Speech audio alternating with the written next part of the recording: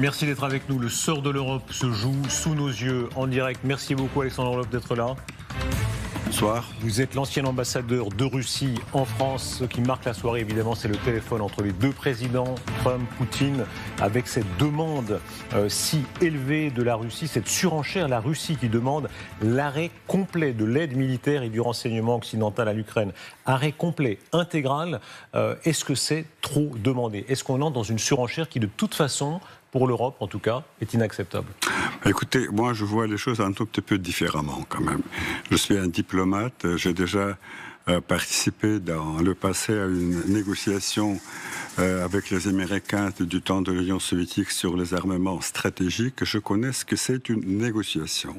Et je crois qu'aujourd'hui, on a assisté au début d'une vraie négociation pour préparer une paix solide et durable en Ukraine. Ça, ce sont des questions tellement compliquées et complexes qu'on ne peut pas les résoudre avec une baguette magique. Il faut négocier. Est-ce que ça veut dire qu'on met la barre là, en sachant bien quand même que c'est inimaginable, pour les Ukrainiens évidemment, mais même pour les Européens, peut-être pour les Américains, arrêter toute l'aide, ça voudrait dire tuer politiquement l'Ukraine? Oh non, pas du tout, puisqu'il faudrait savoir qu'est-ce qu'on veut. Si on veut aller vers la paix, alors cette trêve ne doit pas être un répit après lequel l'Ukraine va recommencer la guerre. La trêve doit être la première étape vers la paix. Et c'est pour ça que si on continue pendant la trêve d'envoyer les armes, mobiliser des gens, on voit, c'est un marché de dupes. Les Russes, quand même, sont des gens méfiants, et nous connaissons très bien leur jeu. Monsieur Orlov, la méfiance est partagée, c'est le moins qu'on puisse dire. Malheureusement. Chacun se réarmera, c'est évident, c'est normal. On ne peut pas empêcher la Russie de se réarmer, mais vous ne pouvez pas empêcher non plus l'Ukraine et l'Europe de se réarmer. Non. On ne peut pas empêcher, mais je crois qu'il y a d'autres moyens pour assurer la sécurité. Il y a des moyens diplomatiques. Souvenez-vous de tout ce processus de house control des années 70, l'acte final d'Helsinki, ça coûte beaucoup moins cher et ça a marché très bien jusqu'à la fin de l'Union soviétique. Et attention, le réarmement que proposent Macron et les autres dirigeants de l'Europe va ruiner l'Europe, puisque les armes, vous les aurez au plus tôt dans 10 ans. Et dans 10 ans, la situation va complètement changer. Et même avec des sommes faramineuses qu'on veut payer pour leur armement, l'Europe ne pourra pas faire face à la Russie. Monsieur l'ambassadeur, la demande de l'Europe, la demande du président de la République, réitérée ce soir, c'est que les Ukrainiens soient autour de la table de négociation. Pour l'instant, ce soir, ce coup de fil, 2h30 de conversation. Trump, Poutine... Mais quand même, principal intéressé, en tout cas un des deux principaux intéressés, l'Ukraine n'est pas là. Est-ce que la Russie acceptera que l'Ukraine soit à la table des négociations? Non, bien sûr, à un moment donné, les Ukrainiens et les Russes, avec les Américains, seront à la table de négociation. Pour le moment, c'est le tout début du processus et les Américains joue très correctement le rôle de médiateur. Il négocie avec les Ukrainiens et les Russes pour voir où sont les possibilités de rapprocher les positions. Est-ce que vous imaginez que la Russie change à ce sujet? Je souligne que dans le communiqué ce soir, dans les deux communiqués, il n'est pas fait mention du président Zelensky. On a bien compris que le président Poutine aurait voulu évincer le président Zelensky. Mais Emmanuel Macron aurait-il réussi à pousser, à maintenir le président Zelensky? Non, écoutez... De toute façon, vous savez bien que le président Zelensky, malheureusement, ne décide rien. Il est toujours à la merci des gens qui lui payent. Avant, c'était l'administration Biden. Aujourd'hui, ce sont les Européens. Ceux qui décident réellement... C'est un pays souverain. Vous n'avez pas réussi à prendre. Un pays souverain. Pas réussi à prendre Kiev. Non, le pays est souverain. Mais le président n'est pas légitime. Vous savez que son mandat a expiré au mois de mai dernier. Partant de guerre. Les élections auront lieu, il peut être réélu. De toute façon, on verra. Le jour quand l'accord de paix sera prêt, c'est pas lui qui va signer, puisque sa signature, sur le plan juridique, ne vaut rien. Pardon, ou bien il sera réélu, il sera réélu. Non, s'il est réélu, bien sûr. Quoi qu'il en soit, on apprend maintenant, sirène d'alerte, de nouveau des bombardements, là maintenant, en ce moment, sur l'Ukraine. Ça donne pas évidemment une image très pacifique.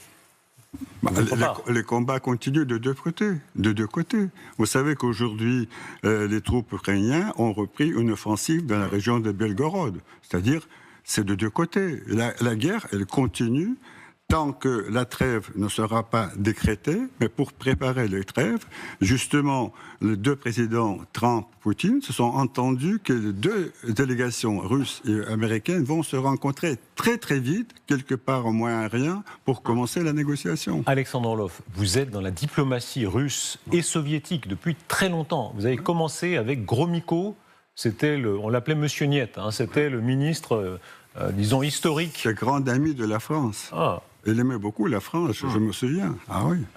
Il était un peu nuancé, disons. Il y a déjà quelques réserves qu'on pourrait rappeler. Mais quoi qu'il en soit, aujourd'hui, comment est-ce que vous expliquez ce rapprochement si grand entre les Américains et les Russes, entre Trump et Poutine? Pour beaucoup d'Européens, c'est un sujet d'inquiétude. Non.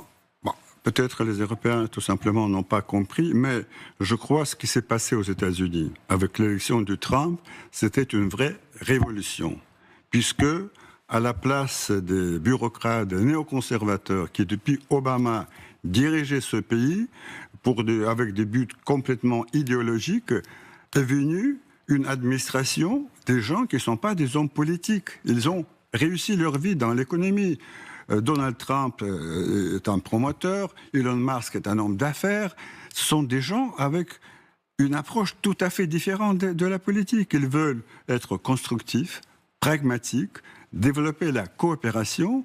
Et puis surtout, je crois ce qui est important aussi, Trump a fait revenir aux États-Unis les valeurs traditionnelles qui sont les nôtres. C'est-à-dire il y a une base pour se comprendre entre Poutine et Trump très très large. Est-ce qu'il y a une connivence idéologique? Chacun la nomme comme il veut. Le président de la République avait parlé d'international réactionnaire entre le conservateur Trump et le conservateur Poutine. Est-ce qu'il y a au fond un cousinage? Non, ça c'est trop simplifié, c'est un peu primitif quand même. C'est un peu ce que vous avez dit il y a quelques secondes. C'est un peu primitif. C'est vrai que du point de vue de leurs convictions, Trump et Poutine sont des conservateurs. Tout à fait, mais c'est pas une étiquette négative. Moi aussi, je suis conservateur. Enfin, à l'époque, vous étiez communiste, vous serviez un régime communiste. J'étais communiste, tout à fait, mais écoutez, le temps a passé. J'ai pris de l'âge, je suis devenu conservateur. Est-ce qu'il y avait déjà ce germe, en réalité? Certains disent ça. Il y a un texte magnifique de Georges Semprin qui va voir à l'époque Souslov, l'idéologue du Parti communiste, et comment dire, illumination, il dit tiens, en fait, l'URSS est de droite. Est-ce qu'il y a au fond une tradition plus ancienne même? Non, c'est difficile. Moi, je peux dire que la période actuelle me rappelle la période du début de la détente, des années 70. Je me souviens très bien. Alors, le général de Gaulle a lancé le mot détente, mais la vraie détente, elle s'est opérée entre nous et les Américains.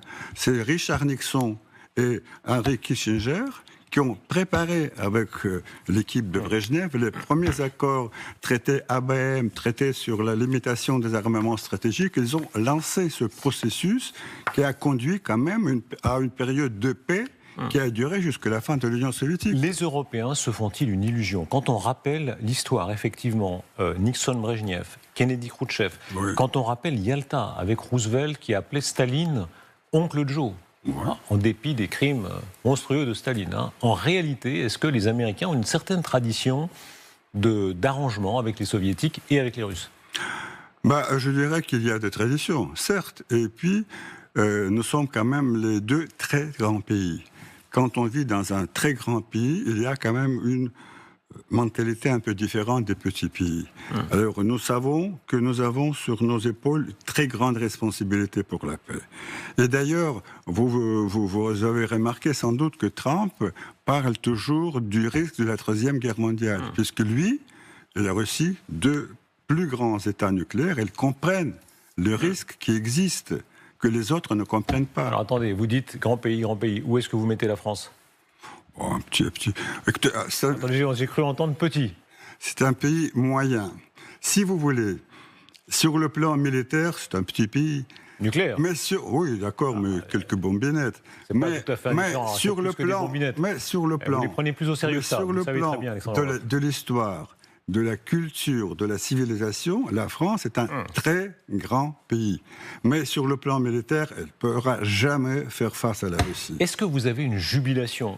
Tout ce qui transpire ce soir de Moscou, c'est la jubilation de traiter directement avec les Américains sans les autres. Non. Le mot est mal employé. Ce n'est pas du tout la jubilation. Il y a une satisfaction que finalement, on a trouvé un partenaire à qui on peut faire confiance. Et moi, je vous dis que j'observe très bien les relations entre Trump et Poutine. Et je vois que Poutine a confiance pour Trump, ce qui est rare.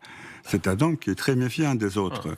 Et là, ça promet qu'ils peuvent aller vers des choses vraiment importantes. La crainte de l'Europe, des Européens. Ce sondage Odoxa sur l'opinion des Français. 75% des Français pensent que la Russie représente un danger majeur pour la France. Ça ne veut pas dire le seul danger. Il y en a d'autres. Il y a l'islamisme, il y a la Chine, mais enfin, danger majeur pour la France de la Russie.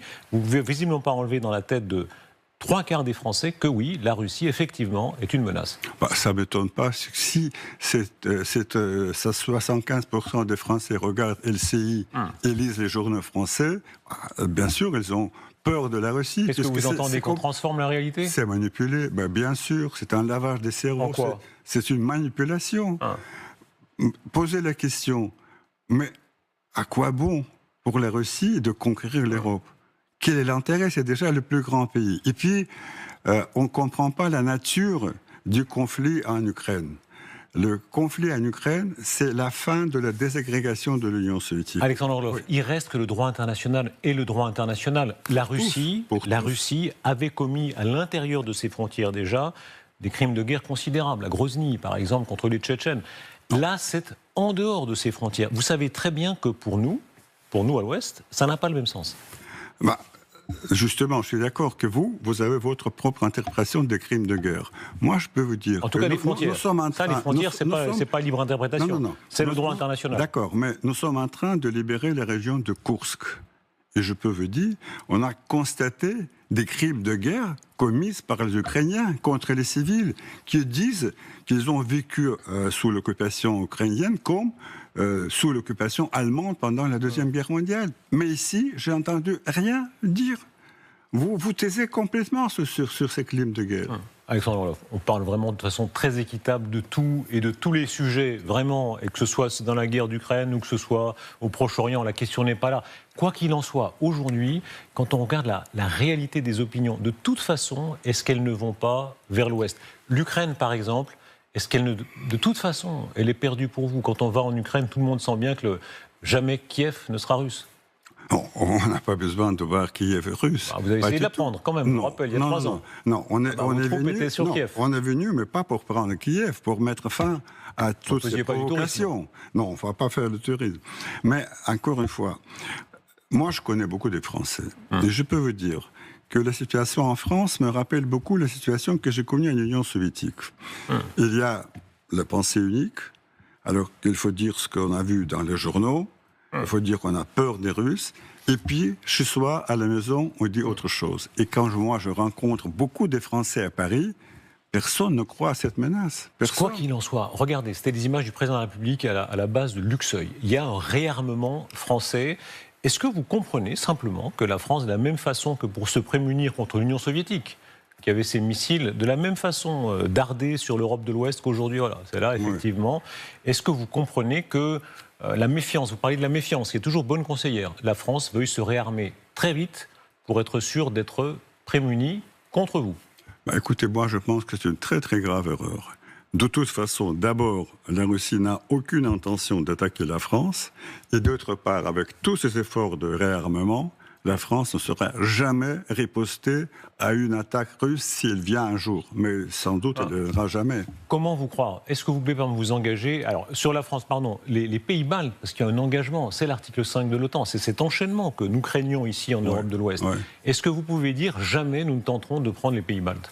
Bien sûr. Bien sûr, les pays baltes, ils sont déjà indépendants depuis 30 ans. Ils sont membres de l'OTAN, je crois, depuis 20 ans.